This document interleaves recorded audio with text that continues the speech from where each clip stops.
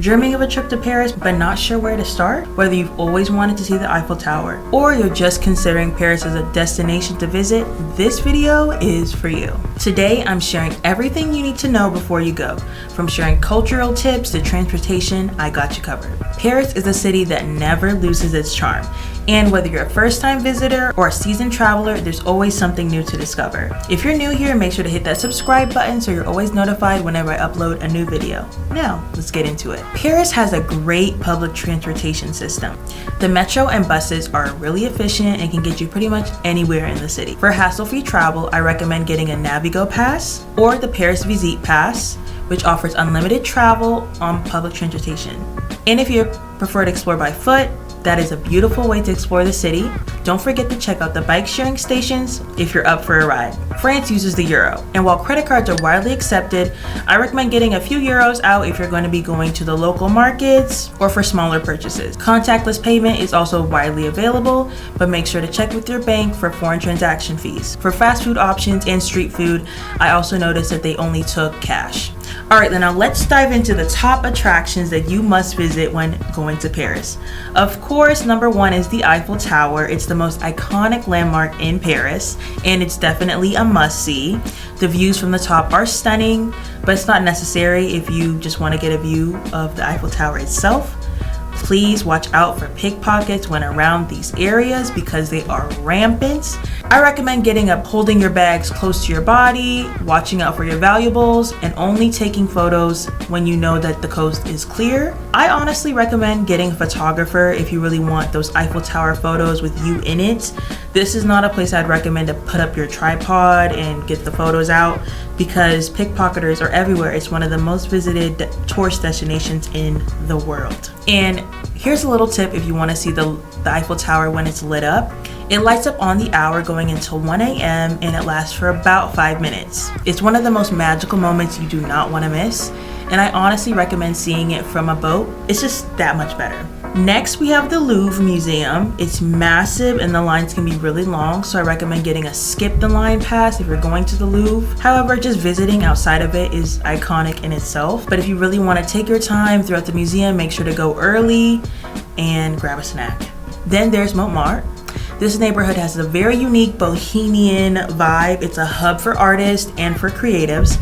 Make sure you visit the Sacred Heart Basilica, and it's perched on a hill, has beautiful views of the city, and if you visit during the weekend time, you'll see people selling trinkets and other souvenirs. And of course, you cannot visit Paris without strolling down the 𝐥𝐲𝐻𝐸. It's a street full of shopping, a lot of designer houses, and you'll find the 𝐴rc de Triomphe, which you can climb to the top to get a beautiful view of the city. Now, even though it's undergoing renovation right now, I do recommend stopping by Notre Dame Cathedral. It's very historically significant and the architecture is very inspiring. If you're looking for a way to relax and just kind of absorb the city, I recommend going to some of the beautiful parks all around Paris. Some of the famous ones are Luxembourg Gardens, where you can sit on their manicured lawns and watch the sailboats go by. There's also Jardin des Tuileries, which is right across the street from the Louvre, and it's a perfect spot to relax and people watch. You can grab something from Boulangerie and just sit down and enjoy your time. I did exactly that during my visit, which you can see in my YouTube video, which I posted on my channel. I just got some macarons and just sat down and just thankful because Paris is absolutely beautiful. And of course, like I recommended earlier, a Seine river cruise should definitely be on your list. I think it's a great way to see the Eiffel Tower, as well as learn some history in a really cool environment. It's nice to get that different perspective to kind of absorb everything that Paris has to offer, and it's very unique to the city. I recommend visiting between April and June, as well as September to November for pleasant weather and less crowds. December is also ideal for visiting because Paris has a lot of Christmas displays during that time, and it's great for a festive atmosphere. It can get hot during the summers when visiting Paris, so keep that in mind. And they do not believe in AC in all of the Airbnbs, so you might have to suffer a little bit, but it's worth it. Let's talk about some of the most popular areas to visit in Paris and to stay while you're there. First up is Le Marais. This neighborhood is super trendy and offers a unique mix of history, art, and nightlife. You can find everything from historic buildings to contemporary art museums, along with some of the coolest bars and galleries in the city. This is also a great neighborhood for thrifting and finding and getting those vintage finds. Then there's Saint-Germain. This area is known for its intellectual history and has been a gathering spot for writers for years. Today it's famous for its chic boutiques and iconic cafes like Café de Flore, where you can soak up the Parisian atmosphere.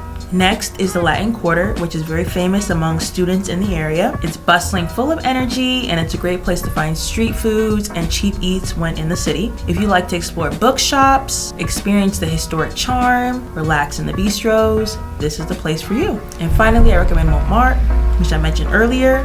It's a great historic place for those who love art to do leisurely walks, maybe after exploring for the day. And I just feel like it really retains that creative spirit. For those looking for a long-term stay, I always recommend Blue Ground Homes. That's where I stayed during my month-long trip to Paris. That was my second visit to Paris and I will be back. I was right on the 𝐥𝐢𝐤𝐤 and it was perfect. During my first trip though, I stayed in the 16th and that was a nice experience as well, a little far out, but it was great to save some money. Paris has a huge range of accommodation options from luxury to budget. Like I mentioned, the 16th, the further out you stay, the cheaper it will be, the longer it will take for you to get into the city. But depending on your budget, it might just be exactly what you need. For more details on where to stay and hotels that I recommend, check out my blog at 𝐷eladyWhoTravels.com. When visiting Paris, you definitely need to learn a little bit of French. I recommend that whenever you visit a new country, try to learn how to say hi or bye. For France, you'll be saying bonjour to say hi, and bonsoir when it's like good evening, good morning. You have to make an effort for you to get good service. You will hear a lot of people say that. I have never had any issues when traveling around France. I've been to the north, I've been to Paris, I've been to the south of France. I've never experienced any bad service as long as I start with some French. Learn how to say merci, which means thank you. I did take a little bit of French in high school and college, so I remembered a little bit of it whenever I'm there. But just learning bonjour and bonsoir will help you a lot, trust me. And just keep in mind that Paris is a multicultural city, so you'll see people from all walks of life, which is really inspiring to see. It reminds me a lot of New York in the sense that you'll see people from all countries in one place. Now, dining in Paris is a leisurely experience, okay? So don't feel like you're gonna be rushed while you're there. Definitely have to call your waiter if you're ready to go because they just wanna give you your time so that you can enjoy and soak up the atmosphere. Tipping is not required, but small tip is good if you feel like you got good service. You cannot visit Paris without trying iconic dishes like croissant, escargot, coq au vin, crème brûlée, steak frites, my favorite.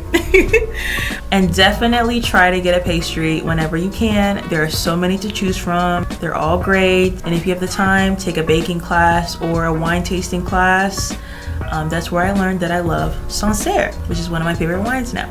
And I didn't know that until I took my wine tasting class in Paris. Gosh, this must have been like 2019. It was fabulous. Parisian cafe culture is all about sitting, sipping, and people watching. It is unlike any other place I've ever been to. That's one of my favorite activities to do when I was there. And also, if you're looking to nightlife options outside of clubs and day parties, I recommend visiting speakeasies. Paris is known for having some of the best bars in the world. Some that I recommend off the top of my head, Lavomatic. It's a laundromat by day and a bar by night. There's a special way to get in. I'm not going to tell you how to do it. You have to go see it yourself.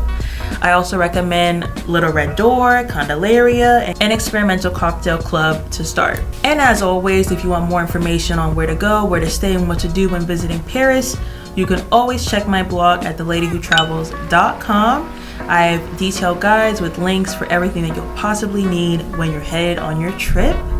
Make sure to subscribe so you always know when I upload a new video. And if you have any questions, make sure to leave them down below. And like always, my name's Abigail and you're watching The Lady Who Travels. Bye.